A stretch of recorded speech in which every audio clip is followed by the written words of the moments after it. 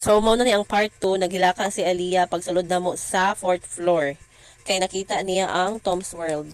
Amo lang siyang giig na later na siya mag-play pag human na magpalit sa cellphone. So, nanimi sa 2nd floor kay naa diri ang cellphone na gusto sa akong partner. Kani siya ang Infinix 030. So, you can see sa box na ay price 9999. So, piso na lang para mahimong 10K. Say 10K, uy, 10K eh. Timing pagid kaayo kay pag abot na mo gyud ang naa nga color bitaw nga gusto niya kay white gyud. Ay dili day siya ang gusto ang white. Ako gipapili niya kung unsa nga color. So, akong gipili kay white kay hilig man ko og white. So, sa walay pagduha-duha, amo nang gipa-open, din among gi-try kay palito na dayon namo. Timing gyud kaayo kay pag ana namo og SM, naa gyud diretso bitaw wala na migipasol-hasol gipabalhin og laing store. So, kay gi-open naman ato na dayon ng bayaran. Ay dili day ato. Bayaran na ni partner 9999 man na, so 10K ang gihatag. Keep the change na lang na. Free day ang cellphone kay charger, paypay, earphones o kanang handle bito sa likod sa cellphone. After na magpalit sa cellphone, niadto na mi sa Tom's World sa 4th floor kay magdula si Aliyah. Kana nga time gipapalitan ako og token si Aliyah sa iyahang papa. At first dili ko gusto nga palitan siya og token kay kung tagaka na nag-token iyang ginasakyan dili na siya musakay. Tanawa gani di ba ganiya sakay-sakay siya kay wala pa man na tagaka og token. So karon gitagaka naman muhawa na siya muhilak na. Ako nga ga video ga katawa kay kabalo naman ko nga ingana si Aliyah iyang papa kay wala man ang kabalo nga ingana di ay na siya kung magsakay og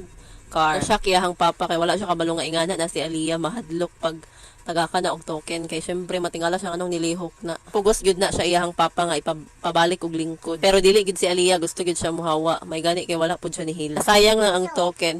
So kay paghawa ni Aliyah nagpakugos man dayon siya ni anak ko sa iyang papa nga let's go na adto na mi kay dili man siya musakay para wala gyud siya reason nga nung muhilak siya ay gani pud kay wala gyud siya ni hilak ni gawas na gyud bidiretso kay para dili na siya mulingi balik nagdali sad mi anak kay murag kaulanon na ana hapon na mga 5 PM paggawas na mo dili man day kaulanon so nag-decide mi nga mo adto mi sa Kogon palit di ay may og shades kay ang iyaha naguba nabali ni Aliyah unya ako dungagan ako kong collection na shades paingon na mi ana sa among giparkingan nga motor so maora to siya guys thank you for watching bye.